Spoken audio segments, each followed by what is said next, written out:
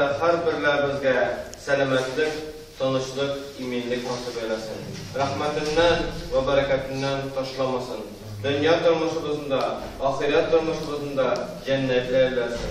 Dünya turmuşumuzda, ahiret turmuşumuzda cehennem gazabından, havf haterlerden, bela kazalardan Rabbim bizi saklasın.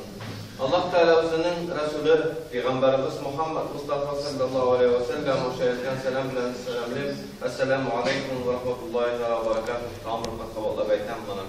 Allah Teala bizden bu günlerde şunday bir Cuma günün bir bereketli gün eyledi. Bu günlerde bulmagan vakitte de yangırın bir koyaya elhamdülillah şükür. Bulmagan vakitte de bizge rahim şefkatli kari elhamdülillah şükür.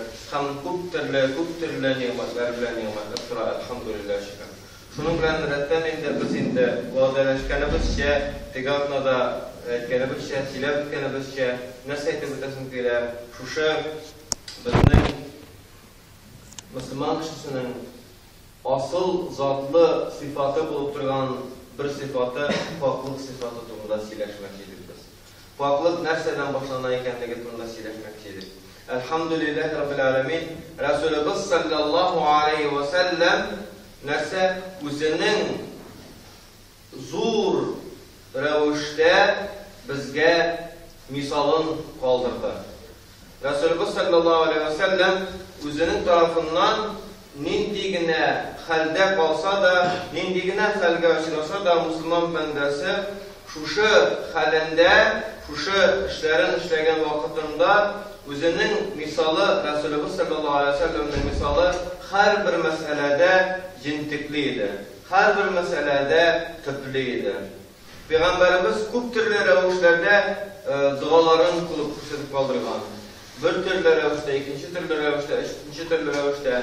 Şuna göre bizim fakirlerimiz, bizim galimlerimiz, bizim şeriat bilgiçlerimiz urukmagan revişte, urukmuşa indilerse özlerinin şuşu fıkıh kitaplarına yazganda tertipke salıp bütün hadislerden, bütün ayetlerden alıngan mağlumatlarga dayanıp bir tertip salıp kaldırdılar. Şuşa Müslüman bendesinin Bedirətke bargan faru edeplerinde açıklap salıngan, eğer de biz karasak fıkıh kitaplarında. Hazırki vakitte kızganışka karşı kişiye İslam dininin edeplerin, ahlakların en birinci yeri uğruna bir şunday onun başka meselelerin alga koyup ilete başlarlar. Dürüstten etkende edep, ahlak bizden izgi amellerimizin saklı duran ayıdır.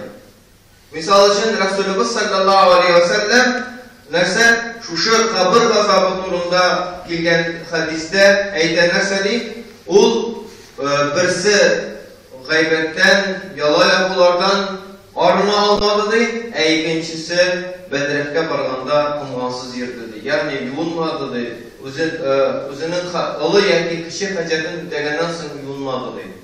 Hem Resulümüz şuluk vakitte bizge zor miras verip kaldırgan.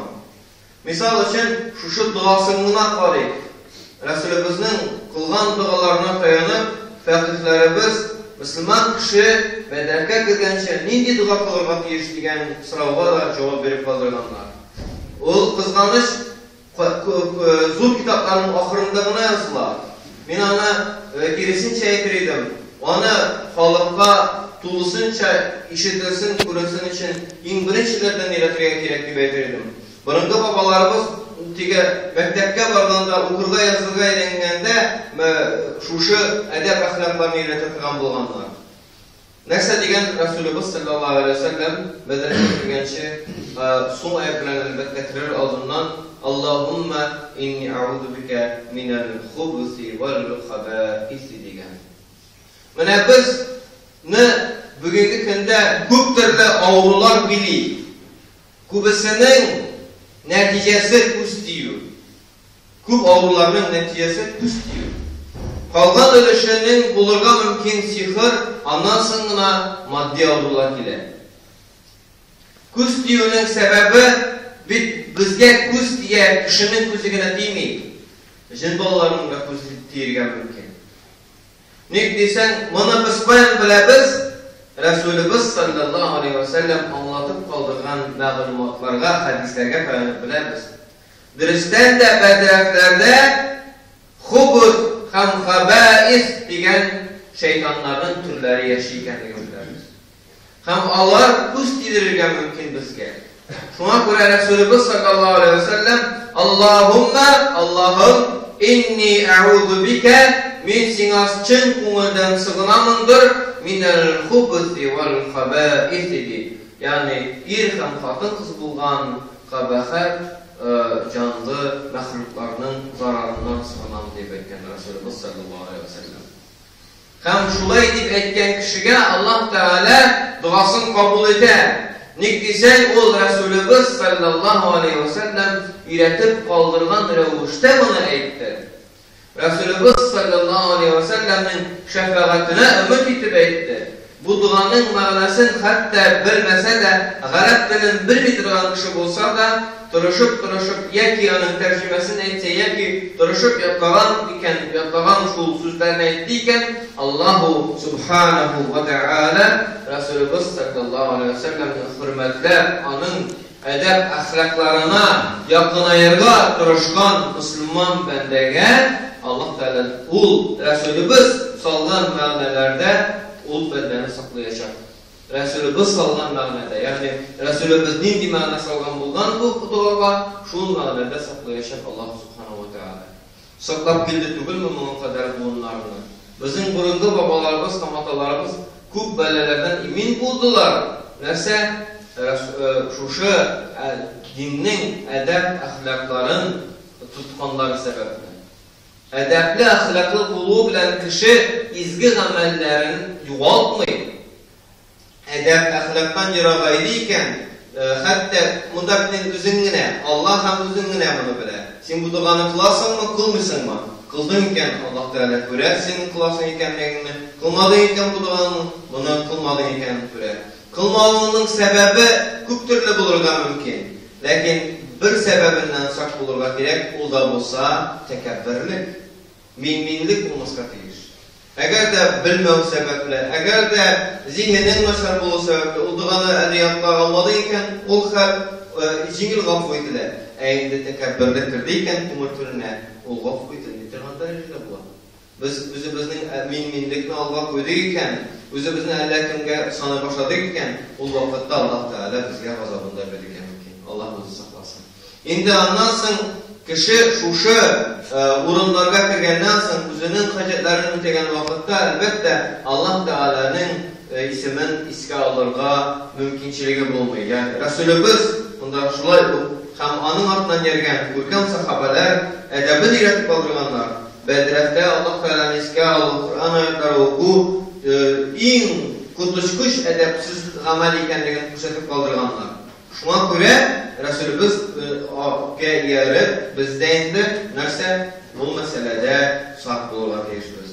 Şunday ayetler okulardan, yeki zikir tesbihler etlerden, bedrefçinde okutta.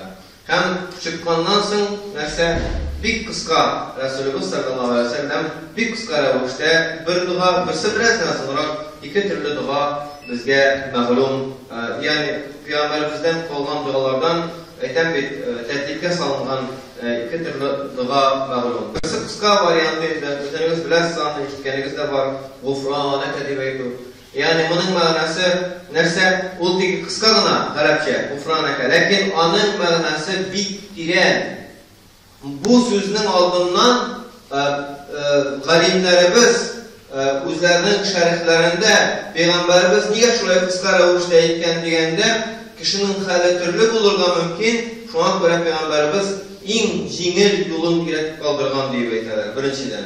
İkinciden bu sözünün mənası asılda Allahumma inni es'aluke gufraneke ya Rabbil alemin degenden anlatar. Allah'ım gufraneke degeni mənası senin mağfiretine ümit etem degenligini anlatar. Senin mağfiretini degenligini anlatar. Bir sözge söz tercih etsek, senin mağfiretini degenligini anlatar. Eğinde asılda çın Allah'ım çın varlıkta min senin rahmetini ümit etem degenligini mənə salınğan anlar. Нигә мәгъфирәтеңне анда булган хәлеңдәге менә шушы аз вакытта булса да Аллаһ Тәгаләнең искә алмаганың өчен гафу итәмен. Biz kızganычка karşı yaşayışımızda şul kadar Allah Teala'nı iske almıyoruz, ez iske alabız Allah Teala'nı. Özümüzün turmuşumuzda ez iske alabız. Bizge Allah Teala'dan çok istiğfar kılmak gerek. Eydersin de bugünkü günde şunday vasveselerge biz duçar bulduk ki biz bedretke kirmegen bulsak da bedretteki gibi özümüzü tutamız. Yani bir de Allah Teala'nı iske almıyoruz. Biz dünyanı iske alabız, biz maşinalarını iske alabız, biz akşanı iske alabız, biz özümüzün maksatlarımızı isten bir de çıkarmayız. Her vakitte şunun kılına uyluyuz, her vakitte şunun kılında siliyimiz. Şu an göre bizge seyir. Nige Resulümüz ufranlıka degen. Nigdisen Resulümüz sallallahu aleyhi ve sellem kirisince bulgan. Yani bu bütün bedretten gısır kıyını urunlarından başka bütün urunda Allah Teala'nı iske almaya çalışkan. Eğer de birer ehemmiyetli mesele çıksa o ehemmiyetli meseleni Allah Teala'dan sırıtıgan bulgan. Ondan sonra çişilişini sırıtıgan bulgan. Biz başta çişlisiniz deyimiz, çişi almağından sonra Allah Teala'ya müracaat ederiz. Allah Teala'ya müracaat etken nasıl ol bizden duamızı kabul etmese, hele biz aşılanamız bir de yok var. Lənətsizlik bilen özümüzün. Mənə şuna görə dostlarım, bizge seyir görülür. Bizge bu hadiske dayanıp nerse, gadi durmuşumuzda, yani durmuşumuzni alganda maksimal revişte Allah Teala'nı iske alı bilen tuturga gerek. Allah Teala'nı iske alı bitulduğu kişi bilen sileşkende tesbih tutup onun sözün bölü budurup bölü. Ben size kişisine şekilde selamun aleyküm aleyküm selam. Xəller yaxşı, yaxşı. Nəsə yapıyorsun? Ey, şuymuş lan. Alaydık bu kadar. Sen kişi sana geldiyken, müracaat bilen geldiyken, tümüne yaxşı ettir bana. Tesbihini yaşır, riyadan saklı ol. Hem indi o kişinin tümüne bitirdi, ondan sonra ama sorularına cevap verdi. Yerden biti aldan kadar, yerden bittin, deyin kardeşine. Gıybette kirip durmuş anına, işlerin anın bütün maksimal revişte bütün işler ceylandı. Selamun aleyküm, aleyküm selam. O kitap vardı, o işi bilen sen boş kaldın mı ne? İşlerden boş kaldın. Özünün de işlerin yok, kişilerinin de müracaatlar sana yok. Mene şul mezgilde indi Allah Teala'nı iske al. Allah Teala'nı iske al. Özünün murat maksatların turunda oylap her vakitini gımır geçirme. Allah Teala'nı kudret iske al. Seni görmesinler. Resulullah sallallahu aleyhi ve sellem nesli ne diye revişte bizge misal kaldırdı. Bizni görmegende Allah Teala'nı iske almanımız kadirli kendini kuşatıp kaldırdı. Nigesin tün ortasında kişiler başkaları yıklağındağı teheccüd namazı kadirli buldu. Eğer bir size yıklamasa, senin kadirlisalar elbette'nin kadiri biter. Bitinisi oradan ciddiler, sen turdun, namazını buldun, kışkırlarında duanını kıldın. Allah Teala bunu kadirini kurdu. Bunu kadirledi. Bu namazına kadir saldı. Yani ona derece birdi. Şulay bu, indi emine ikinci duası. Elhamdülillahillezî ezhebe annil eze ve afani diyen dua ansının mənası bizge yakındır. Bizge yakındır. Biz dünyamızını kuvanda aşkazanlarımız vatılgança aşadık, aşkazanlarımız vatılgança işkenimiz iken şunun bilen bizning işimizde yani bütün tenimizin içinde türlü avrular varlıkta kelgen bulurgan mümkün. Hem o kile deydi, gımarık düğüne. Hem Resulullah sallallahu aleyhi ve sellem bundan neyse minnen beleni işiktirgen yani minnen belenin çıkıp gittiğini nasip etken hem mina isenlik sağlıkını kaytargan Allah Teala'ya maqtav bulsun deyip etken. Elhamdülillahillezî ezhebe annil eze ve afanihi. Buna şu duanın manası şulay bolar. Yani Allah Teala nindigine biz şu kadar bizge karata rahim şefkatli nindigine turmuş alıp bargan bolsak da bizning nindigine revişte rizq kirgan bolsa da bütün aşkazanlarımız Bavurlarımız, büyüklerimiz vatlı bitken olsa da haramlarışıp, eğer de Allah biz tövbe ettik iken Allah Teala bizim tövbemizi kabul eder. Biz eğer de doğru yolga bası yoluna bastık iken Allah Teala bizge isenligimizni qaytarar. Eğer de biz aşadık iken dışka çıkara, eğer de biz içtik iken dışka çıkara. Uylap qarayıp birgine bizge eğer de bunu tuttatsa nasıl bular? Evlesiz nasıl bular? Bunu tuttatsa bizge dünyada cehennem çeker. Dünyada o gazap iner. Bir yoldan gına Allah Teala rızık, kırgan rızıkның tege akılda çıkmağın birse şunda avrular var. Ul avrular var, yok değil. Kişi bela kazada kalır. Bu dünyada zor gazap kişiye kırgan bular. Ama bedretke barıp gülüp cennet bular, bir şatlık bular. Bu bir Allah Teala tarafından bizge gazap. Eğerden beni bildik. Şu an göre biz bunu anlamak gerek. Allah Teala kimge menensellik sağlık bilgen ulanın kadrini bilirgen deyir. O anın kadrini bilirgen deyir. Allah Teala bizini kadirledi, biz de anın kadrini bilirgen deyir. Allah Teala bizge absolut neysen den verdi. Umuştan kişiye, küpçelik kişiye Allah Teala isen sağ den verir. Lakin durmuş ötkenden soň bir 40-50 yıl yaşagenden soň bizde avrular payda bular. Şul avrularning 80% Allah'a tabunu bilen barlıkka kelgen avrular tugul. Özümüzning şahvatlarımız artından yerin neticesinde kelgen avrular. Özümüzning telklerimiz yergen arkasında kelgen avrular. Resulümüz sallallahu aleyhi ve sellem bu davada muhtaç ideme, yeki ümmeti onun muhtaç ideme. Elbette Resulümüz sallallahu aleyhi ve sellem'in ümmeti bu davada muhtacırak. Elhamdülillahillezî ezhebe annil âne ve afânihi. Yani Rabbinden gazabını kişiktirgen, minden gazabını çıkıp gitün, hem yuka çıkın nasip etken, hem andan isenlik sağlık vergen, Allah Teala'ya maktal olsun diyen dua kılın. Eğer bir miskan Arapçasın, Tatarçasın, ki başka delegasını okuluz, lakin okuluz. Hem Allah Teala'ya şanlığa gerek, hem ütlendirek gerek, tevbe ederek gerek, istiğfar kılarmak gerek. Bütün bedretten hem kısır kuyunu urunlarından başka urunlarda her vakitini Allah Teala'nı istettirmek gerek. Anın tunda oylamak gerek. Anın tunda oylasak, anın hakkın üterge tırırsak Allah Teala bizge de yerlerin sunulacak aldırmasın. Şayet inşallah.